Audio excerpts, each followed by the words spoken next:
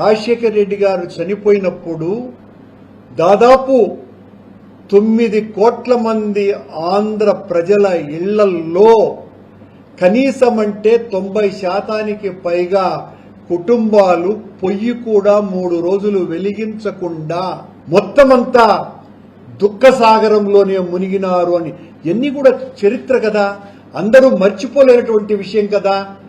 రాజశేఖర రెడ్డి గారి మరణాన్ని తట్టుకోలేక చనిపోయినటువంటి వాళ్ల సంఖ్య, రాజశేఖర రెడ్డి గారి మరణంతో ఏడ్చినటువంటి ఆ కన్నీళ్లు గోదావరి నదే ఉప్పొంగినంతగా ఉప్పొంగటం అన్నది అందరికీ తెలిసిన విషయమే కదా.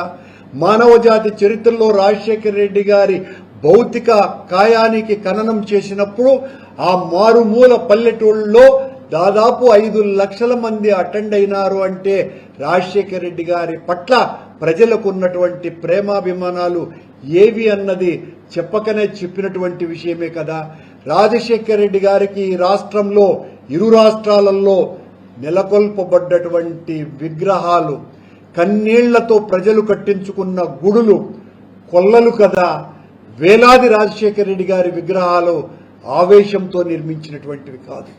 ఆవేదనతో మా నాయకుడికి ఈ రకమైన నివాళి మేము అర్పించాలి అని ప్రజలు ఇచ్చినటువంటి ఆ కన్నీటి నివాళి మరువక ముందే ఈనాడు, ఆంధ్రజ్యోతి పత్రికలు పచ్చి గరళాన్ని, విషాన్ని విరజిమ్ముతూ 3 రోజులుగా రాజశేఖర రెడ్డి గారి కుటుంబం పట్ల వాడుతున్నటువంటి పదప్రయోగాలు అన్నీ ఇన్ని కావు.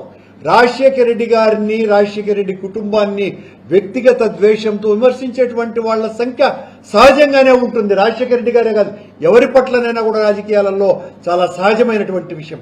దాన్ని ఇష్టం వచ్చినట్టుగా భూతద్దంలో చూపించి ఇష్టానుసారము కథలుగా పుంకాలుగా మాట్లాడుతూ మీరు రాసినంత మాత్రాన, కూసినంత మాత్రాన రాజశేఖర రెడ్డి గారి కుటుంబం మీద మచ్చపడేటువంటి అవకాశం లేదని